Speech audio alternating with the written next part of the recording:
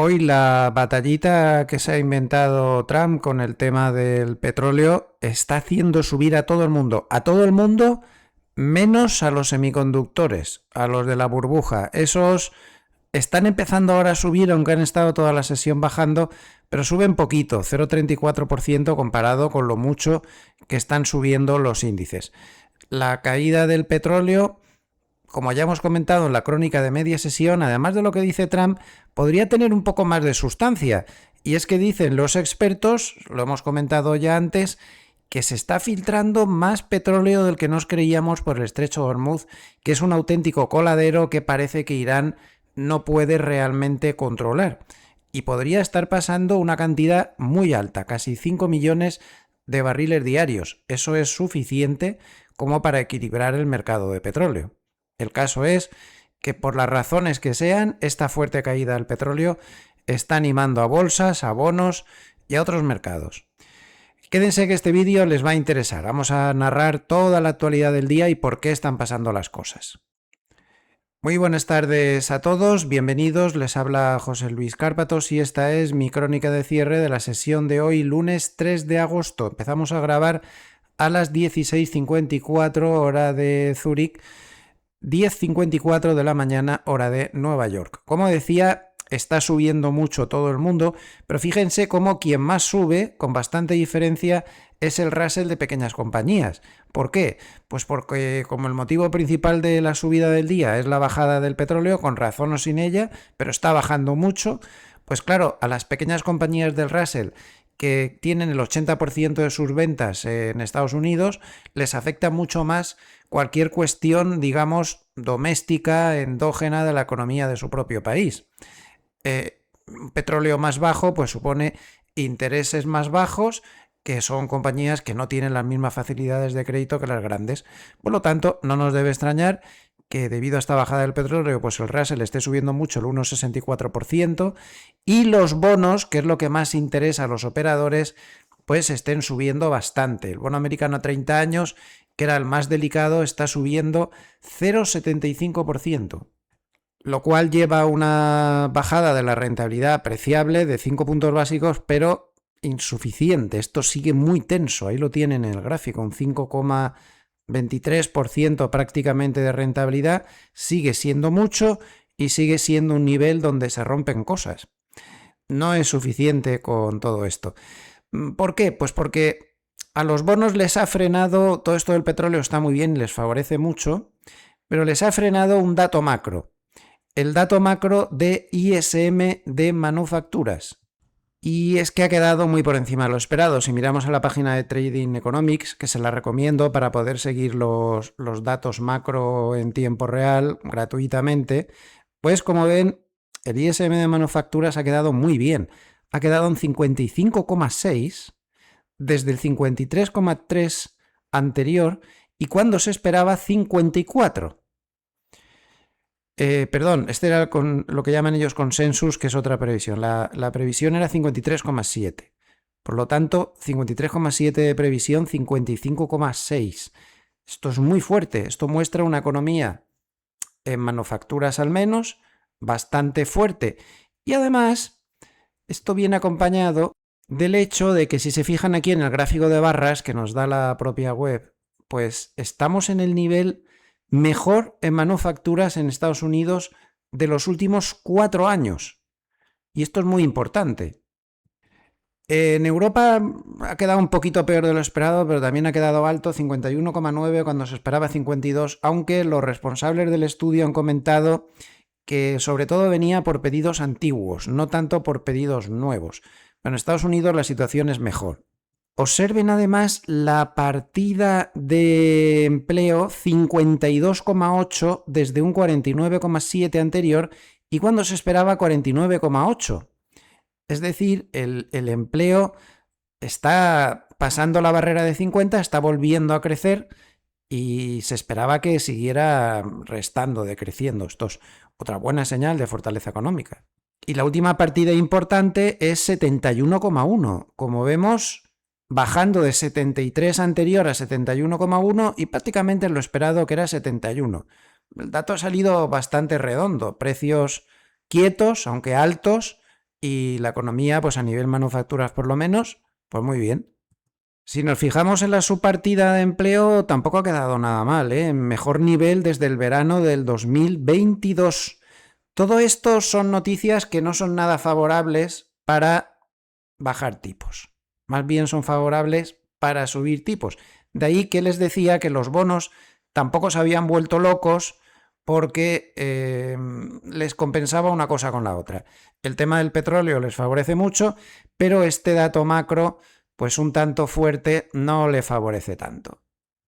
Además, si nos fijamos en la explicación que da la propia página dentro, estamos hablando que la mejora se ha debido a la fuerte aceleración en la producción que ha sido la más rápida desde noviembre del 2021. Y a diferencia de Europa, aquí sí ha habido un sólido crecimiento de nuevos pedidos.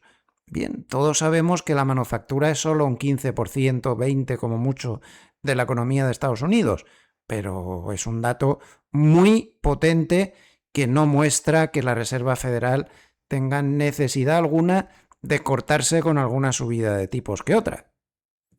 A mí ya saben que me gusta mirar las dos publicaciones muy similares que se dan, el ISM y también el PMI, los dos me parecen adecuados, y el PMI también ha salido alto, 53,9, un poco mejor de lo esperado que era 53,8. Como se calculan con metodologías diferentes, el comparar los dos siempre es una buena idea y nos da pues que en el sector de manufacturas la economía de Estados Unidos está perfectamente y goza de un muy buen estado de salud.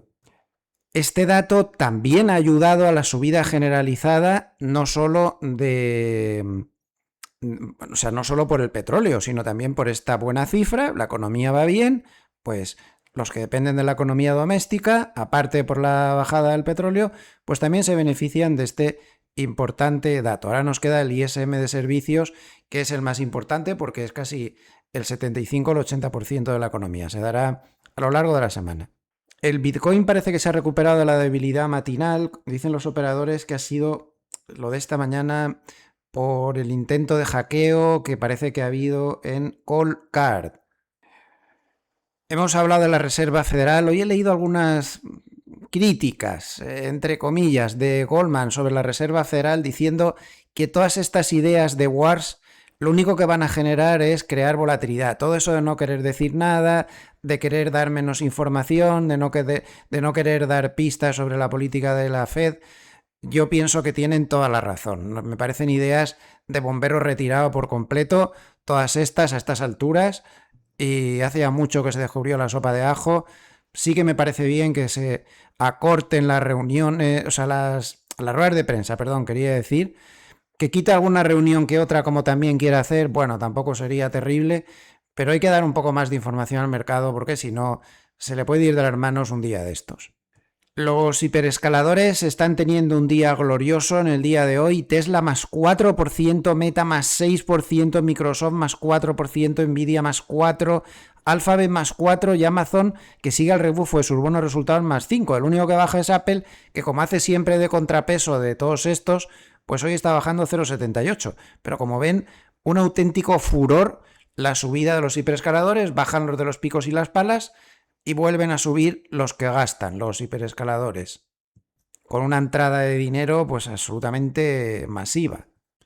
Mercado vuelve a estar un poco demasiado concentrado. Me ha llamado mucho la atención este gráfico donde se ve la correlación a 30 días entre los sectores defensivos y el SP500.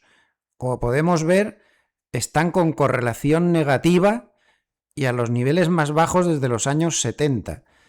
Esto muy bueno no es, nos indica demasiada concentración, ya sabemos, en la parte de unos pocos valores tecnológicos, ¿no?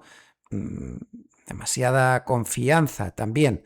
El autor del gráfico dice que nos recuerda que niveles tan bajos solo se vieron en el año 74, que venía una gran caída por delante, y en el año 2000, que venía otra gran caída por delante. Bueno, esto hay que manejarlo con cierta prudencia.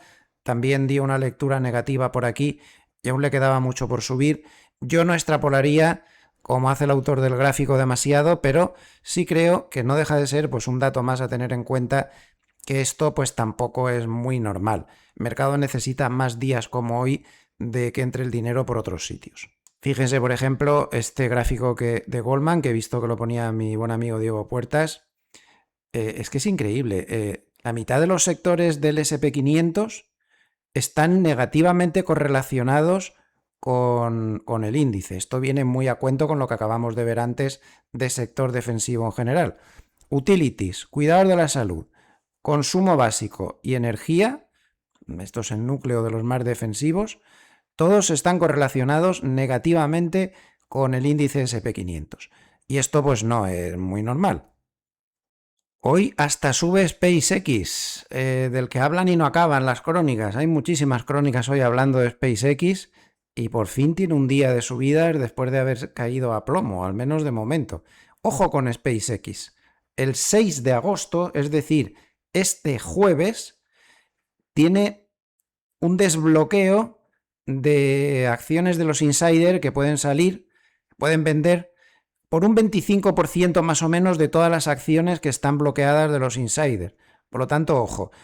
Un dato muy a tener en cuenta es que el mercado históricamente y en promedio, cuando falta un mes para el desbloqueo, se suele caer y a gusto, sea cual sea el valor y sea cual sea el tamaño del desbloqueo. Por lo tanto, se ha vuelto a cumplir, porque el desbloqueo es el 6 y desde el 6 SpaceX no ha parado de bajar. El problema es que hay muchos desbloqueos ahora de este valor hasta fin de año. Y siguiendo con este ritmo de que el mercado se anticipa mucho a estas cosas, pues sean prudentes. Por cierto, que Trump ha pedido hoy a las petroleras que bajen los precios minoristas de la energía inmediatamente. Y en línea con todo esto, Irán ya ha comunicado oficialmente que según ellos no es cierto que estén en negociaciones de ninguna clase con Estados Unidos, como afirma Trump.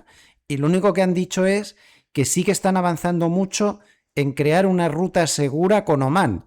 Parece ser que se refieren a ni tuya ni mía, ni por la cerca de la costa de Irán, ni por cerca de la costa de Omán, una pista como más central que estaría garantizada por los dos países, que no habría ataques. No sé, no tengo muy claro qué es lo que están planeando, es lo único que han dicho, pero sí que han afirmado claramente que lo que dice Trump, según ellos, no es cierto, no hay negociaciones y no van a abrir el estrecho de Hormuz hasta que no termine la guerra, dicen ellos.